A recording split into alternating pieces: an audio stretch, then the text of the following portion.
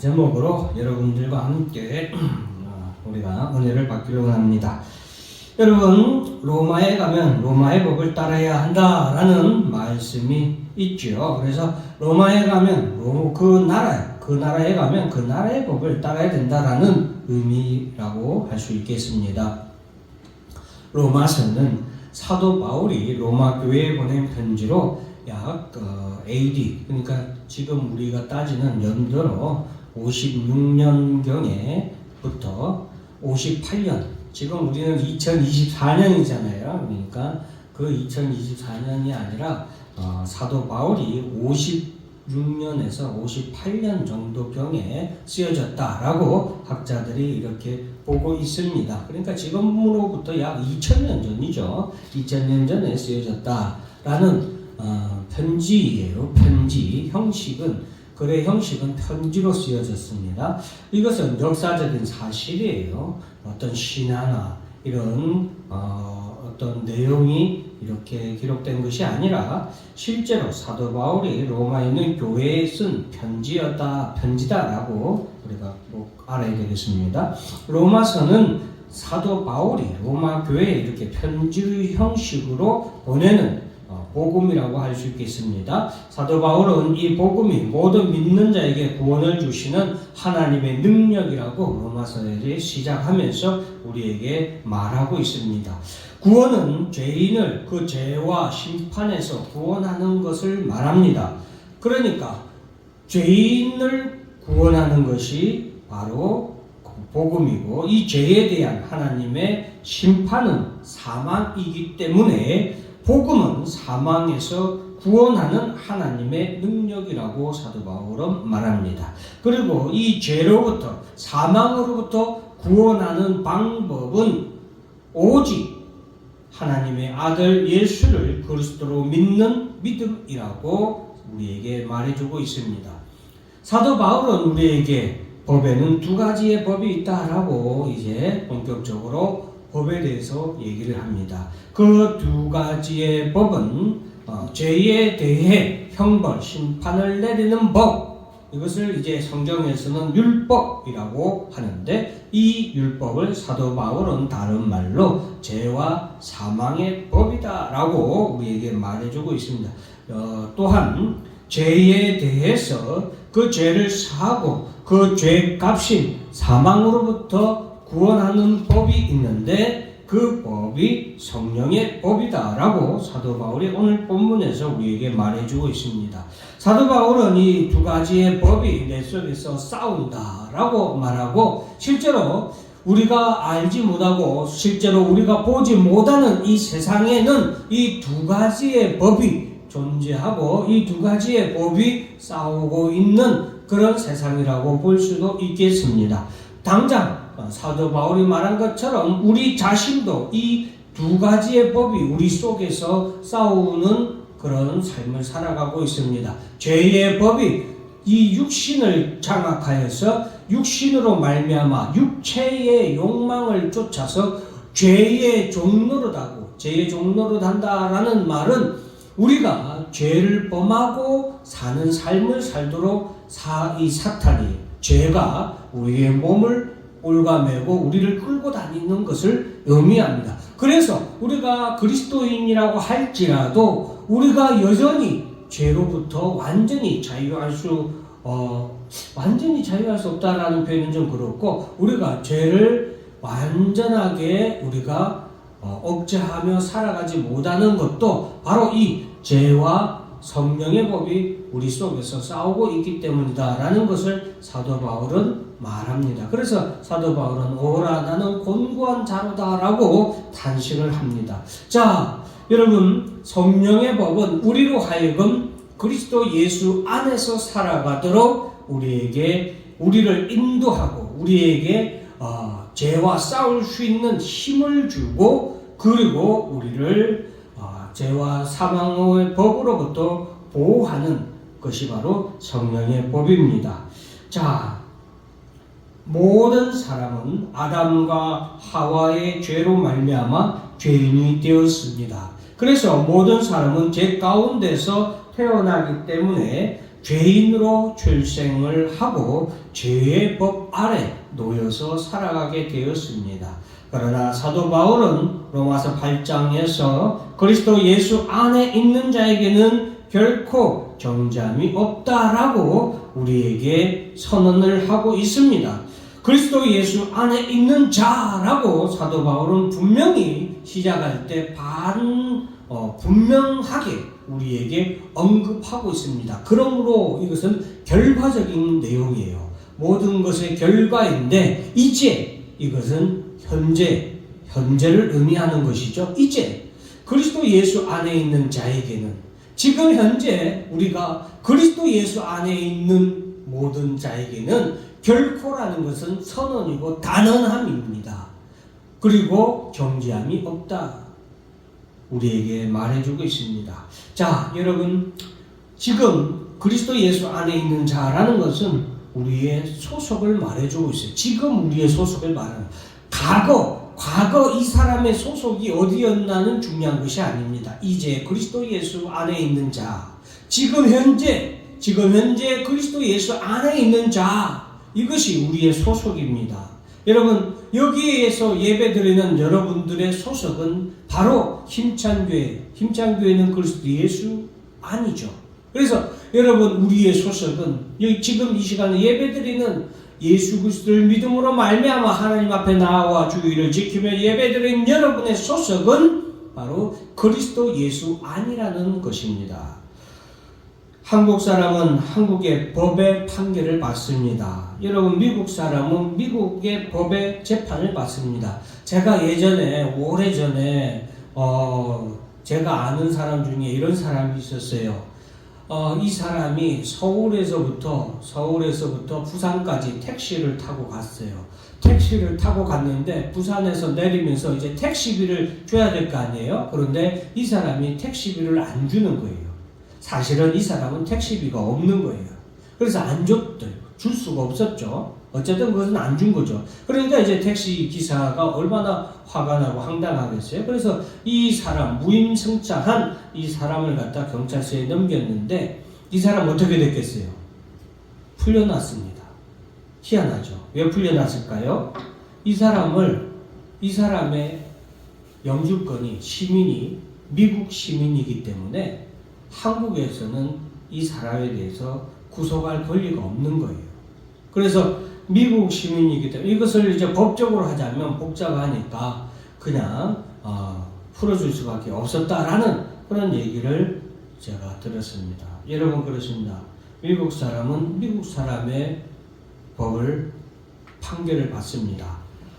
여러분, 그거 아시나요? 군인은 군인이기 때문에 무슨 법의 판결을 받을까요? 우리 일반 사람처럼 민간의 이런 법을 적용받지 않습니다. 군인의 신분이기에 군법이라고 하는 어떻게 보면 특별법이에요. 군법에 의해서 그 군인은 형벌에 대해서 판결을 받습니다. 그래서 여러분, 군대에 있다가 휴가 나온 군인들은 이 사회, 우리가 지금 살아가고 있는 이 사회에서 죄를 범하잖아요. 어떤 죄를 범하면은 경찰서에 가지 않아요. 그 사람들은 헌병이라고 하는 군법을 집행하는 헌병들이 와서 잡아갑니다.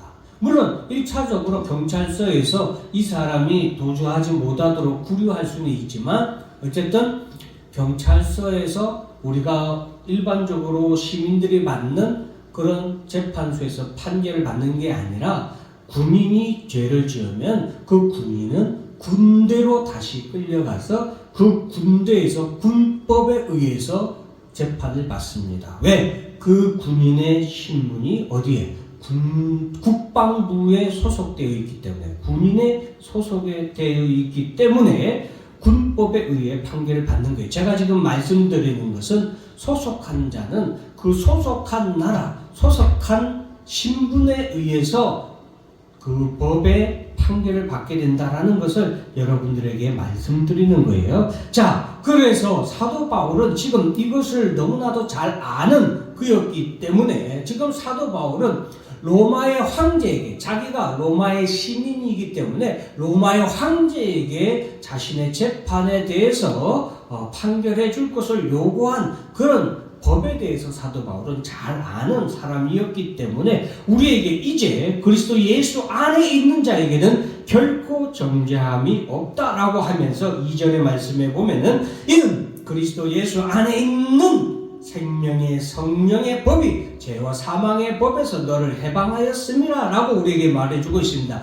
즉 사도 바울은 이제 지금 그리스도 예수 안에 있는 자, 그리스도 예수에게 속한 자는 그 법이 생명의 성령의 법 아래에 있다라고, 그 법의 판결을 받게 되었다라고 우리에게 말하는 것과 같습니다. 사도 바울은 그리스도 예수 안에 있는 자는 그 소속이 예수께 속한 자이기 때문에 예수가 통치하시는 나라의 법에 의해서 판결을 받는다라고 우리에게 말해주고 있는 것입니다. 자막에 볼 수 있듯이 그리스도 예수 안에 있는 자는 법적 소속이 예수인 자를 말하는 것입니다. 미국 사람은 미국 법의 재판을 받고 한국 사람은 한국 법, 군인은 군법에, 죄인은 죄의 법에 판결을 받는데, 그러나 그리스도 예수 안에 있는 자는 그 소속이 예수께 속한 자이기 때문에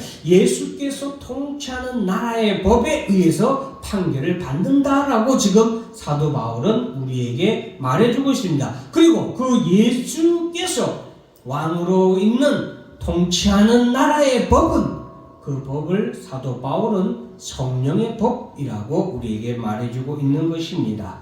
예수 안에 있는 자는 그 나라의 법에 판결을 받는데 그 법은 성령의 법이다 라고 우리에게 말해주는 것입니다. 그런데 사도 바울은 이 성령의 법 앞에 관용어를 두었는데, 관용어란 것은 수식어죠. 그것은 이 성령의 법이 어떤 법인가를 우리에게 말해주는 수식어인데, 그 법은 생명의 성령의 법이다 라고 우리에게 말해주고 있습니다. 즉 예수께서 통치하시는 나라의 법은 성령의 법으로 다스려지는 나라이고, 그 나라의 국민들은 그 성령의 법에 판결을 받게 되는 거예요. 그런데 이 성령의 법의 특징은 생명의 법이다. 생명의 법을 바로 생명의 성령의 법에 우리가 판결을 우리가 받게 되는 것이다 라고 우리에게 말해주고 있는 것입니다.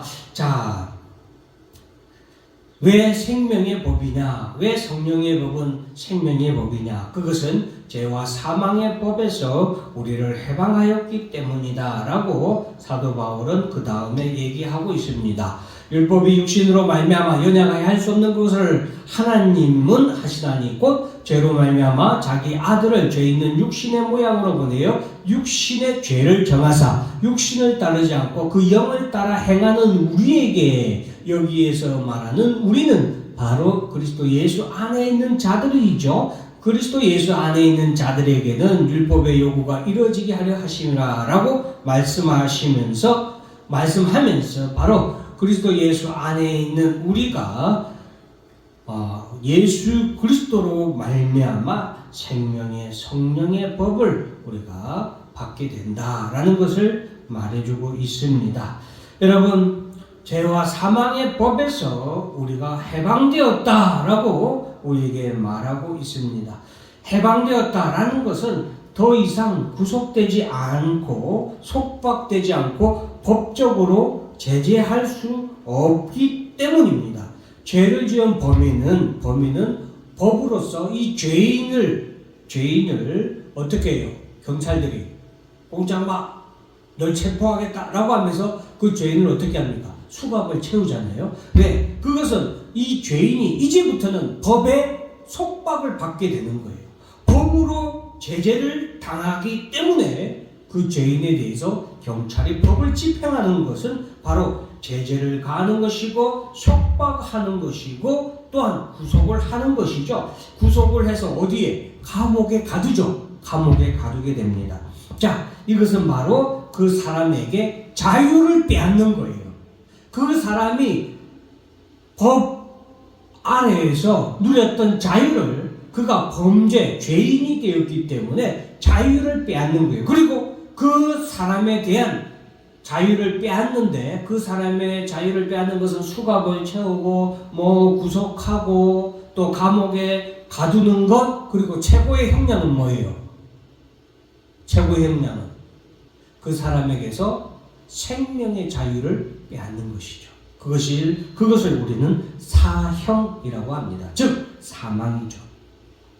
자, 그러나 그리스도 예수 안에 있는 자에게는 죄가 구속할 수 없다라는 것입니다. 우리의 자유를 빼앗을 수 없고 우리의 생명을 빼앗을 수 없습니다. 왜냐하면은 그 아들 예수를 우리와 같은 인간의 모양으로 이 땅에 보내셔서 하나님께서는 예수를 통하여서 우리 대신 죄값을 치르게 하셨기 때문에 우리로 하여금 죄와 사망의 법에서, 이 법에서 우리를 완전히 죄값을 치르고 해방하여 주었기 때문에 우리를 해방하였을 뿐만이 아니라 우리로 그리스도 예수 안에 있는 자가 되게 하시고, 그리스도 예수 안에 있는 자는 누구의 법을 받는다고요? 예수의 법, 생명의 성령의 법을 받게 되기 때문에 더 이상 죄의 법, 사망의 법은 우리를 속박할 수 있는, 우리를 구속할 수 있는, 우리를 제재할 수 있는 최고의 제재는 뭐였다? 자유를 빼앗는 사형을 우리는 우리에게 집행할 수 없게 되었다라고 우리에게 말하는 것입니다.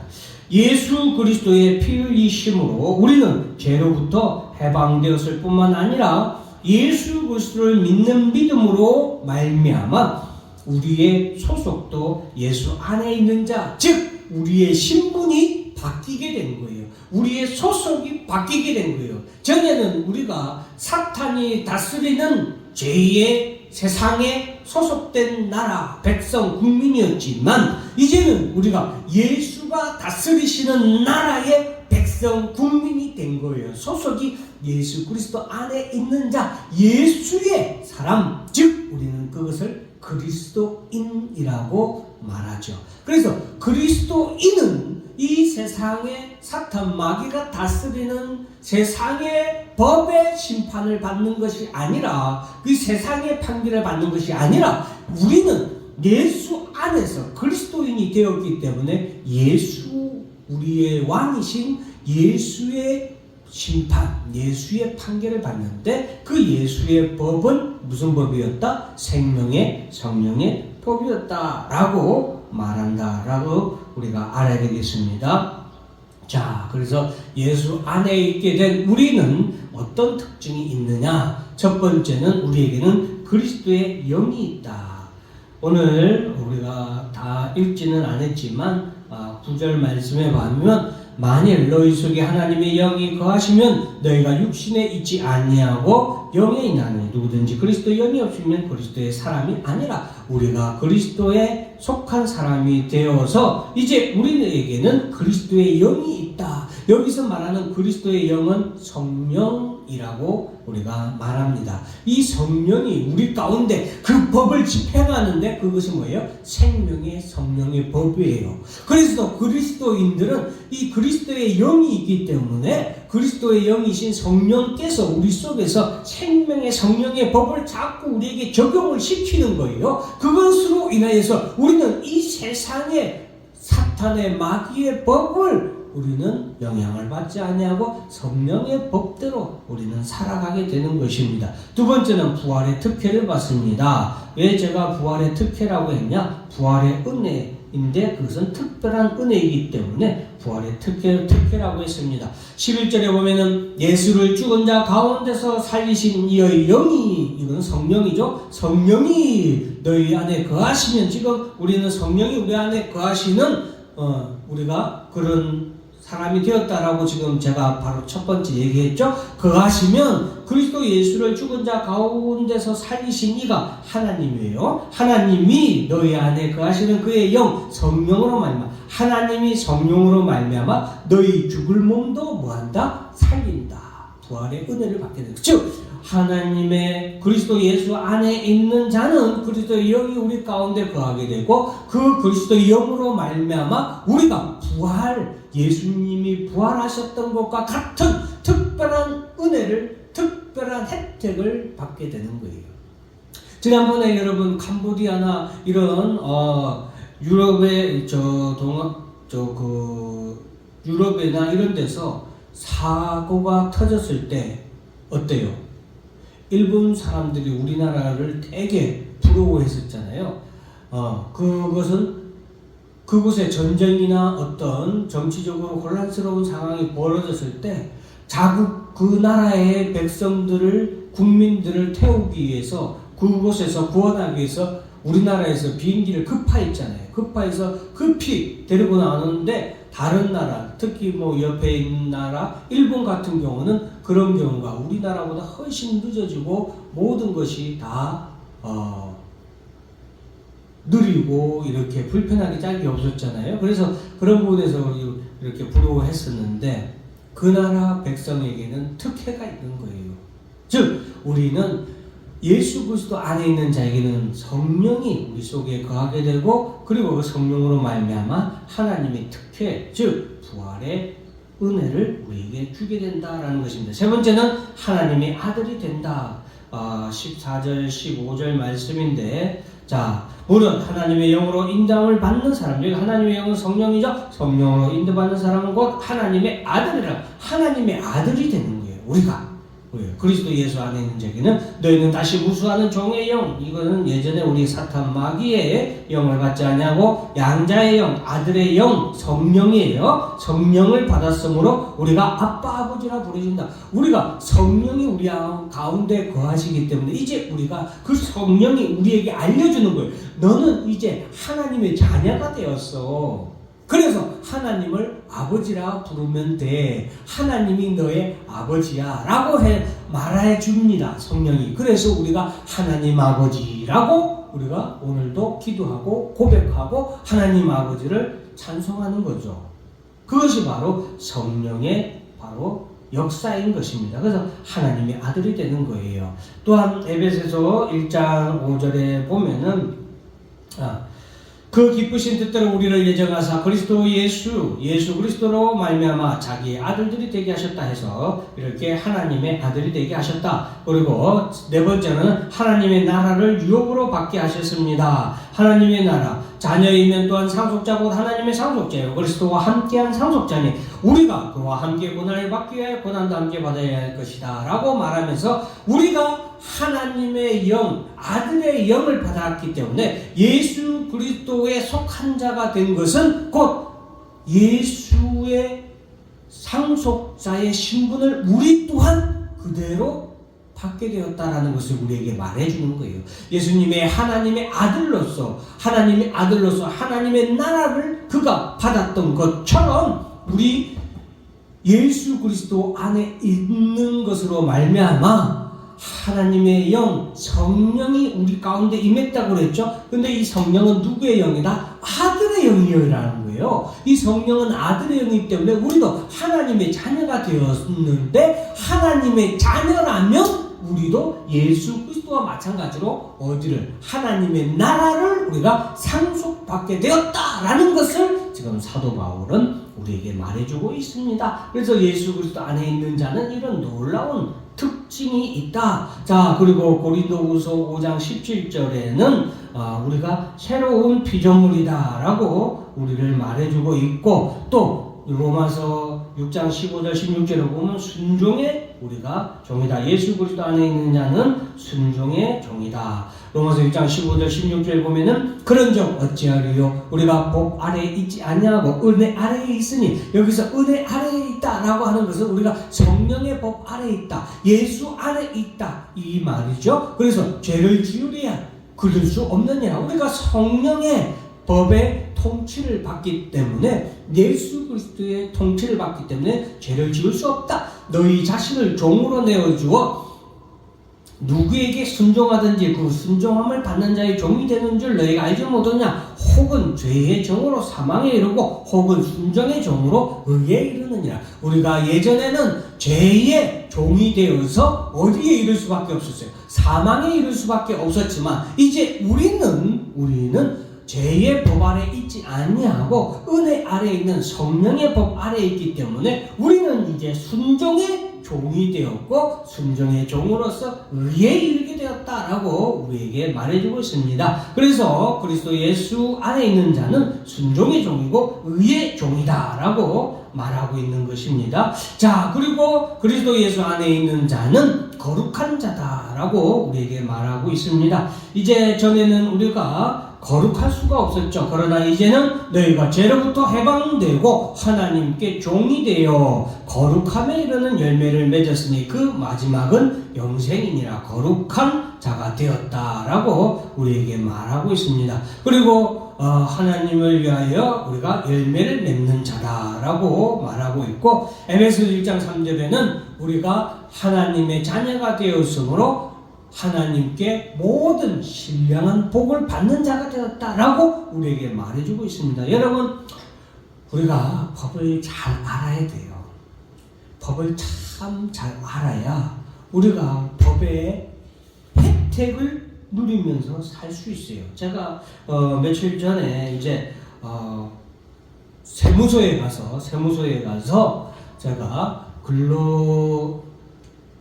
소득 신고를 했어요. 근로소득 신고를 했는데 저한테 교회에 이제 통지서가 오기에는 소득 신고를 해야 된다라고 하면서 통지서가 왔는데 기타 소득 신고를 해야 됩니다라고 이렇게 왔더라고요. 그런데 이제 제가 가서 세무서에 가서 물어봤어요. 물어보면서 제가 나중에 이런 혜택을 받으려면은 어떻게 해야 됩니까? 했더니 지금 이 고지서대로 기타 소득으로 신고를 하면은 나중에 이런 혜택을 받지 못한대요. 저는 몰랐죠. 그냥 하라고 하니까, 국가에서 법에서 하라고 하니까 그렇게 하면 되는 줄 알았거든요. 그런데 그렇게 하면 혜택을 못 받는 거예요. 물론 내가 다른 대한민국 국민으로서의 이런 혜택은 받겠지만 내가 생각하는 또 다른 혜택들이 있는데 그런 혜택을 못 받는다는 거예요. 그래서 거기서 세무서 직원이 말하는 그런 내용으로 이렇게 신고를 했어요.